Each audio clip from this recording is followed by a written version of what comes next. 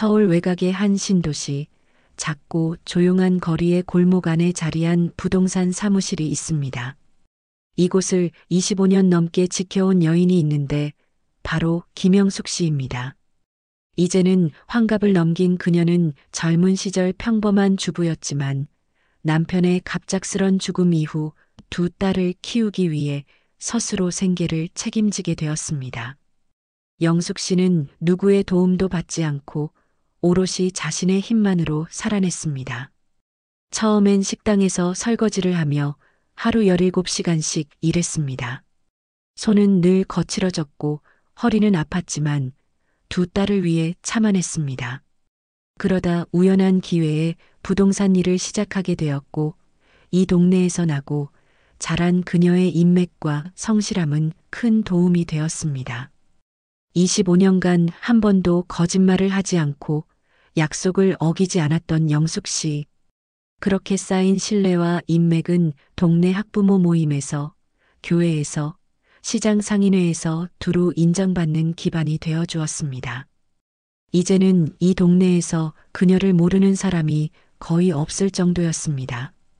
큰딸 수진 씨는 지방에서 살고 있고 둘째 딸 미진 씨는 서울에서 맞벌이 부부로 지내고 있었습니다.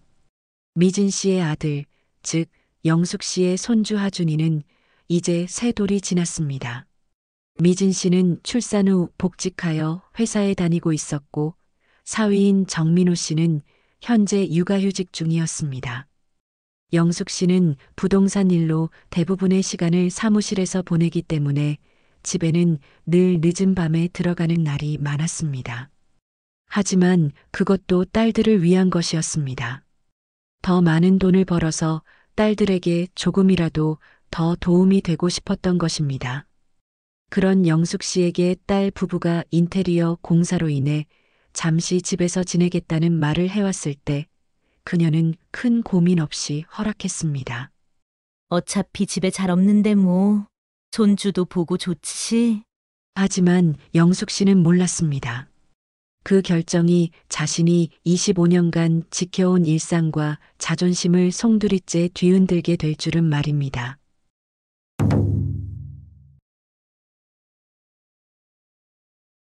딸 부부가 이사 오던 날 사위 민호 씨는 이웃들과 자연스럽게 인사를 나누며 친근한 모습을 보였습니다. 키가 크고 갈색 머리에 잘생긴 외모를 가진 그는 첫인상이 상당히 좋아 보였습니다. 안녕하세요. 잠시 처가에서 지내게 된 정민호라고 합니다. 육아휴직 중이라 아이를 전담해서 봅니다. 이웃들도 젊은 아빠가 육아휴직까지 내고 아이를 돌본다며 칭찬했습니다. 영숙 씨 역시 사위에 대해 나쁘지 않은 인상을 가지고 있었습니다. 낮에는 자신이 부동산에 있으니 서로 불편할 일이 없으리라 생각했습니다. 처음 며칠은 정말 괜찮아 보였습니다. 퇴근 후 집에 들어오면 손주 하준이가 할머니 라며 달려와 안기는 모습이 하루의 피로를 말끔히 씻어주었습니다. 사위도 예의 바르게 굴었고 딸 미진이도 편안해 보였습니다. 엄마, 정말 고마워. 덕분에 일에 집중할 수 있어. 딸의 이런 말을 들을 때마다 영숙 씨는 마음이 뿌듯했습니다. 25년간 혼자 딸들을 키우면서도 늘 미안한 마음이 있었는데 이제라도 도움이 될 수 있다는 게 기뻤습니다. 하지만 2주쯤 지나자 이상한 낌새가 느껴지기 시작했습니다. 사위가 자주 집을 비우는 데다 그럴 때마다 손주를 맡기고 외출하는 일이 잦아졌습니다. 장모님, 제가 회사 일 때문에 잠깐 다녀와야 해서요. 2시간만 봐주실 수 있을까요? 처음에는 이해했습니다. 육아휴직 중이라고 해도 급한 회사 일이 생길 수 있으니까요. 영숙 씨는 흔쾌히 승낙했습니다.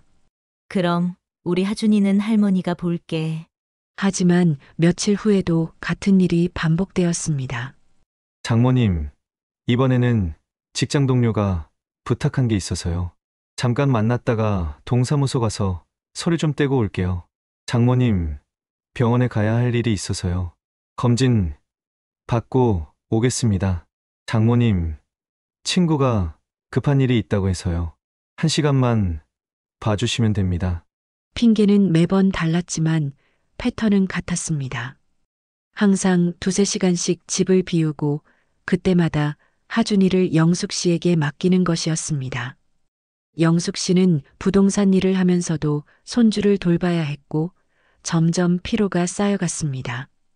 더 이상한 것은 사위가 외출할 때의 차림새였습니다.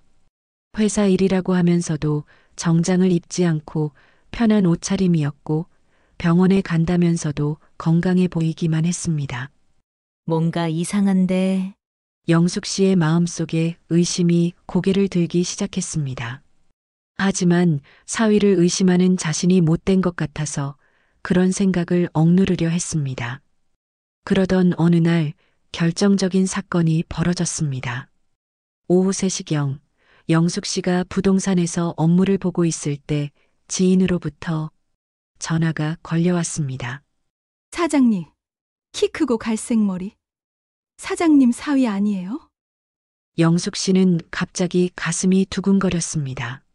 네, 맞는데요. 왜요? 지금 우리 PC방에 있는데 아까부터 와서 게임만 하고 있어요. 벌써 4시간째인데 애 보는 거 아니었어요?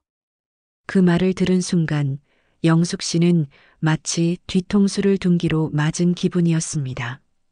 회사 일이라며 아이를 맡기고는 근처 PC방에서 반나절 이상 게임을 하고 있었던 것입니다. 그것도 자신이 일하는 부동산에서 도보로 2분 거리에 있는 PC방에서 말입니다. 사장님? 괜찮으세요?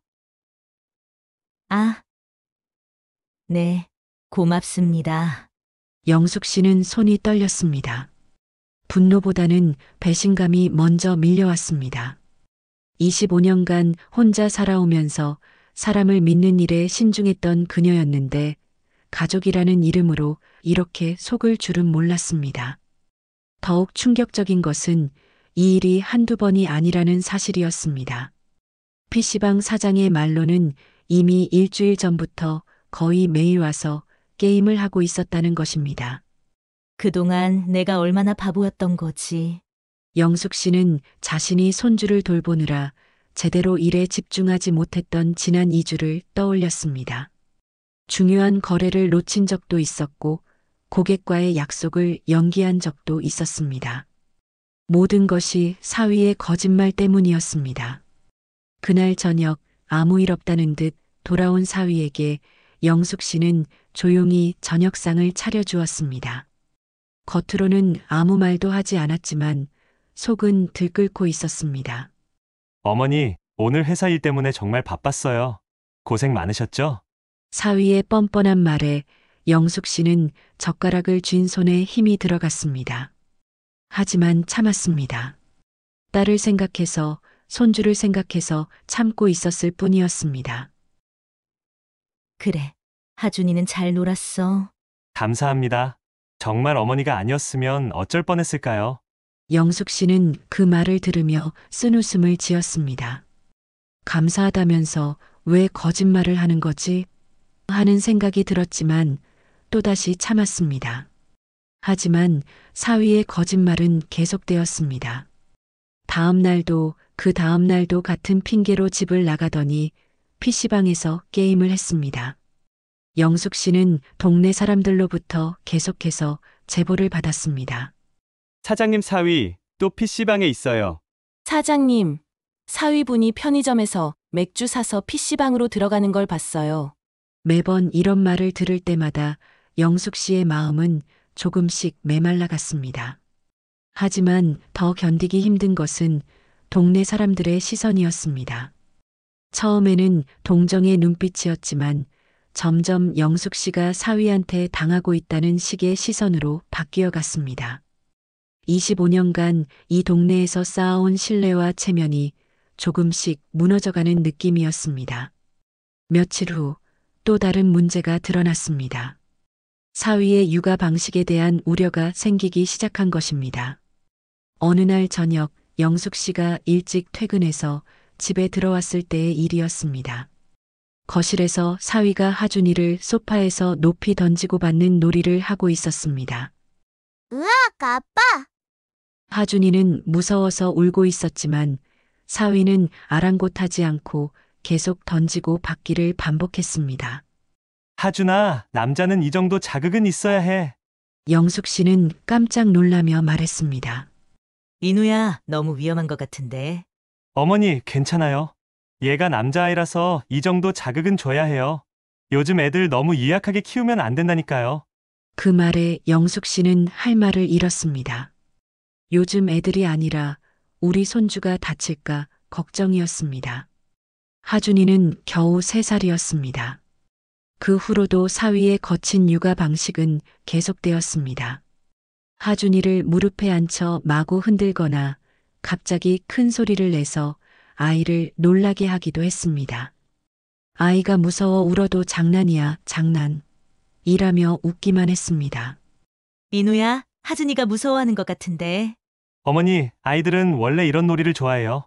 제가 육아책도 많이 읽어봤거든요. 사위는 영숙 씨의 말을 들으려 하지 않았습니다. 오히려 자신이 더 육아에 대해 잘 안다는 식으로 말했습니다. 영숙 씨는 속으로 한숨을 쉬었습니다. 25년 전에 나도 2딸을 키웠는데 하는 생각이 들었지만 요즘 육아 방식이 다를 수도 있다고 생각하며 참았습니다. 시간이 지날수록 집안 상황은 더욱 나빠졌습니다. 집안 청소 상태도 갈수록 엉망이 되어 갔습니다. 사위는 쓰레기 분리수거도 제대로 하지 않았습니다. 일반 쓰레기와 재활용품을 구분하지 않고 한 봉지에 다 넣어버리거나 아예 쓰레기를 내다 버리지 않고 현관에 쌓아두기도 했습니다. 식탁 위에는 늘 먹다 남은 컵라면과 맥주캔이 그대로 놓여 있었습니다. 설거지는 며칠씩 쌓여 있었고 바닥에는 과자 부스러기와 아이 장난감들이 어지럽게 널려 있었습니다. 영숙 씨는 퇴근 후 지친 몸을 이끌고 집안일을 해야 했습니다. 25년간 혼자 살며 깔끔하게 정리된 집에 익숙했던 그녀에게는 고역이었습니다. 민호야, 좀 정리 좀 해줄래? 딸 미진이가 조심스럽게 말하면 사위는 미적지근한 반응만 보일 뿐이었습니다. 알았어. 잠깐만. 하지만 실제로 정리하는 일은 거의 없었습니다. 결국 딸이나 영숙 씨가 치우는 경우가 대부분이었습니다. 더욱 속상한 것은 딸의 반응이었습니다. 미진이는 사위를 심하게 나무라지 않고 대부분 웃으며 넘겼습니다. 여보, 엄마 힘드실 텐데 좀 치우자. 여보, 쓰레기 좀 버려줄래? 항상 부드럽게 말했지만 사위의 태도는 바뀌지 않았습니다. 영숙 씨는 속에서 쌓여가는 불쾌함을 꾹꾹 눌러 담았습니다. 딸을 생각해서 손주를 위해서 참아야 한다고 스스로를 다독였습니다.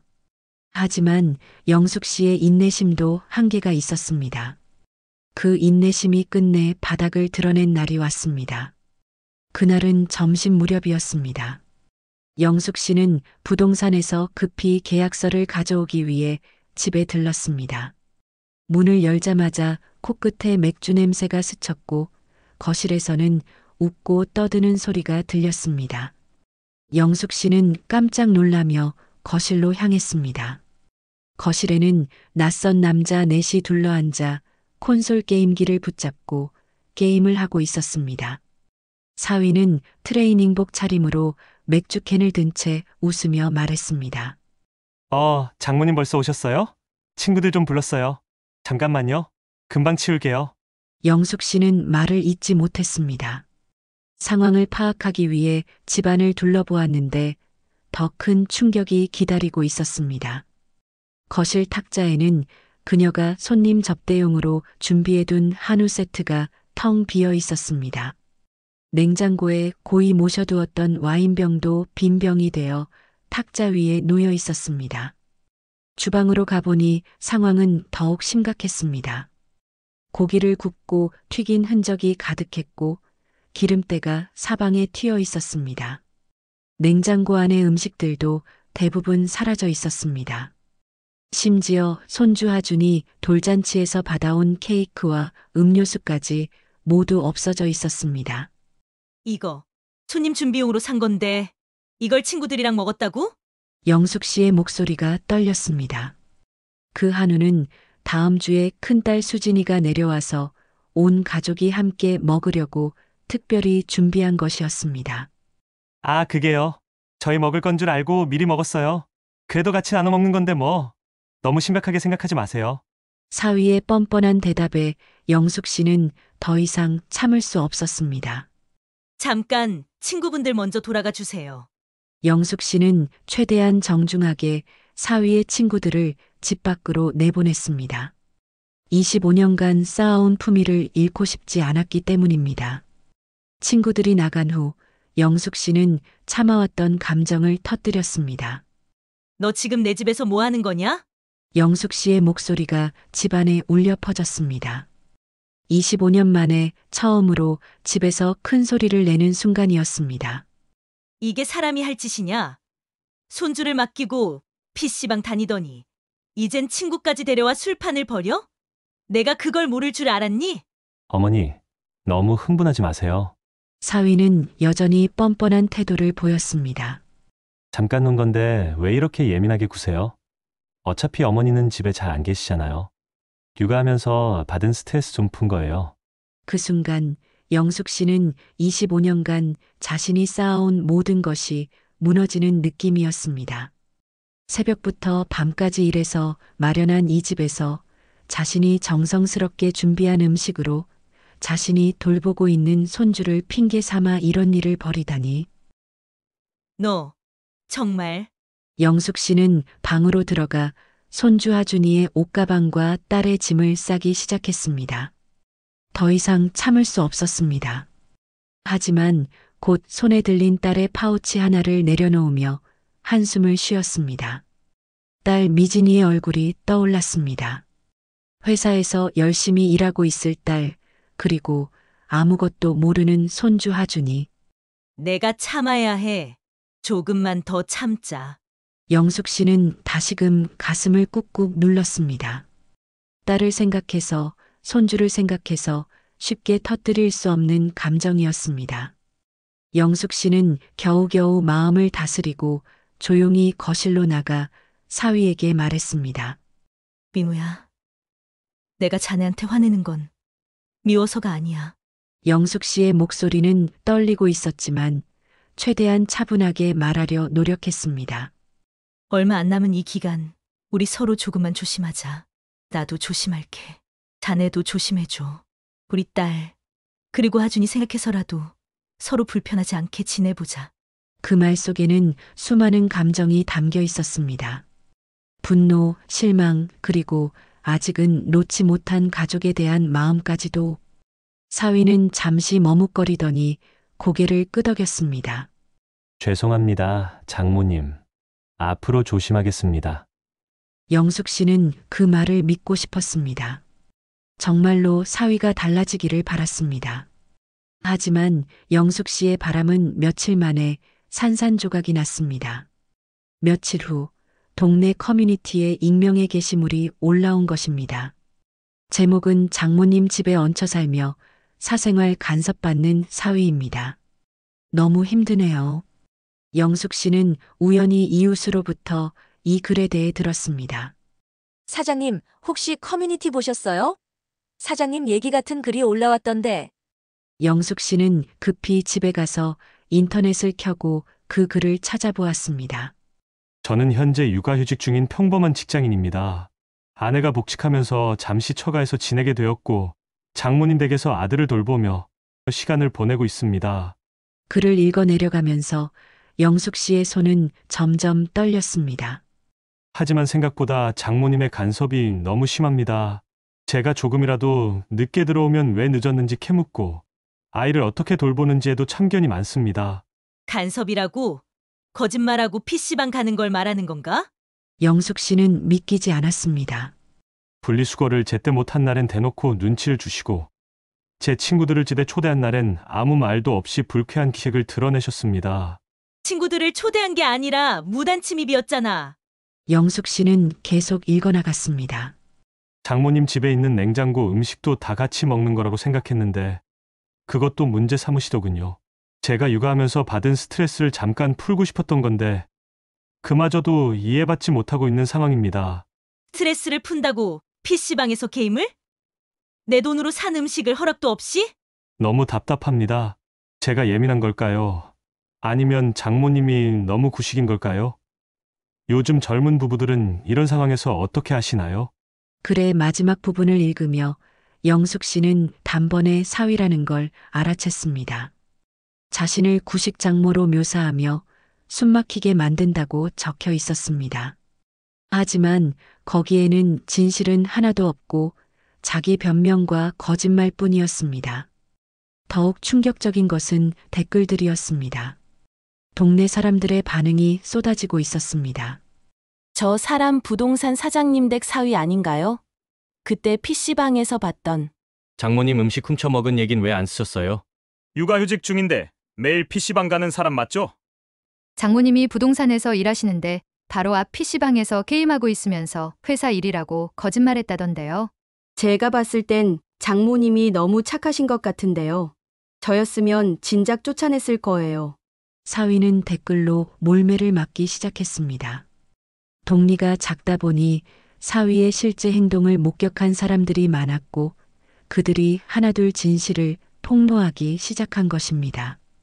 영숙 씨는 그 게시글을 캡처해 저장해 두고는 쓴웃음을 지었습니다. 25년간 이 동네에서 쌓아온 신뢰가 이런 식으로 자신을 지켜주고 있었습니다. 그날 밤 영숙 씨는 딸 미진이와 단둘이 앉아 처음부터 모든 일을 이야기했습니다. 사위가 거짓말하고 PC방에서 게임을 한 일, 냉장고 음식 무단 사용, 친구들을 불러 술판을 벌인 일, 그리고 온라인 커뮤니티에 올린 글까지.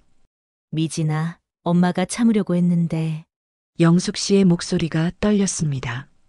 25년간 혼자 딸들을 키우면서도 이렇게 서러운 적은 없었습니다. 엄마, 정말이야? 딸 미진이는 처음엔 믿기지 않는다는 표정이었습니다. 하지만 영숙 씨가 저장해둔 커뮤니티 게시글과 PC방 사장의 증언, 그리고 집안에서 벌어진 일들을 차근차근 설명하자 점점 얼굴이 굳어갔습니다. 엄마, 나는 정말 몰랐어. 민호가 이렇게까지 할 줄은. 미진이는 말을 잇지 못했습니다. 회사에서 일하느라 집안 상황을 제대로 파악하지 못했던 것입니다. 더욱이 사위가 매일 거짓말을 했다는 사실에 큰 충격을 받았습니다. 엄마, 내가 너무 안일했나 봐. 민호를 너무 믿었어. 미진아, 너 잘못이 아니야. 네가 일하느라 힘든 거 엄마가 다 알아. 영숙 씨는 딸의 손을 잡으며 말했습니다. 하지만 이제는 결정을 해야 할 것 같아. 이대로 계속할 수는 없을 것 같아. 미진이는 눈물을 흘리며 고개를 끄덕였습니다. 엄마, 이제야 다 알겠어. 나 정말 너무 미안해. 엄마가 25년 동안 혼자 얼마나 힘들게 사셨는데 내 남편 때문에 이런 고생을 시켜드리다니. 미안할 필요 없어. 이제는 너랑 하준이 우리 셋만 생각하자. 영숙 씨는 딸을 끌어안았습니다. 25년 만에 처음으로 딸과 진솔한 대화를 나누는 순간이었습니다. 엄마, 나 사실 요즘 너무 지쳐 있었어. 미진이가 속마음을 털어놓기 시작했습니다.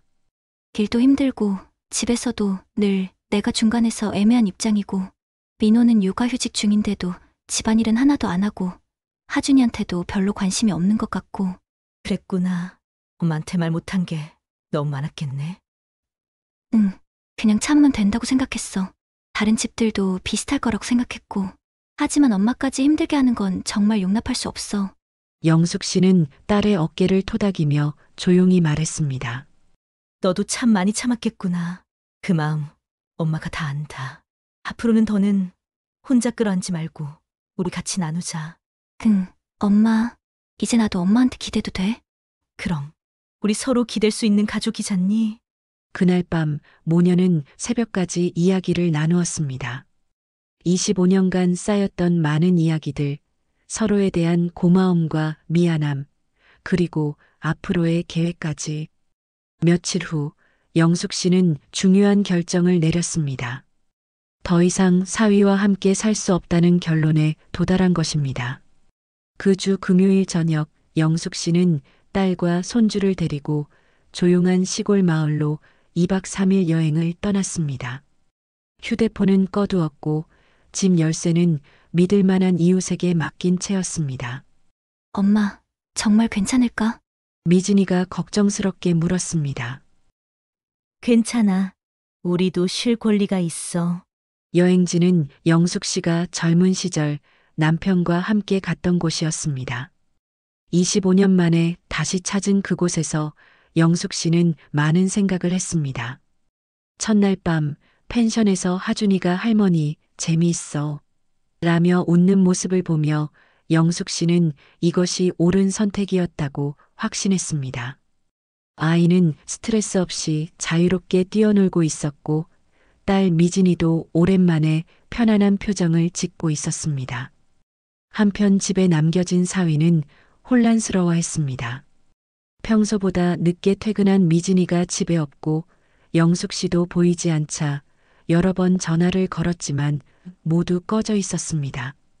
사위는 결국 집 앞까지 찾아왔지만 인기척 하나 들리지 않았습니다. 이웃에게 물어봐도 모른다는 대답뿐이었습니다. 동네 사람들은 이미 사위에 대한 좋지 않은 소문을 다 알고 있었기 때문에 도움을 주려 하지 않았습니다.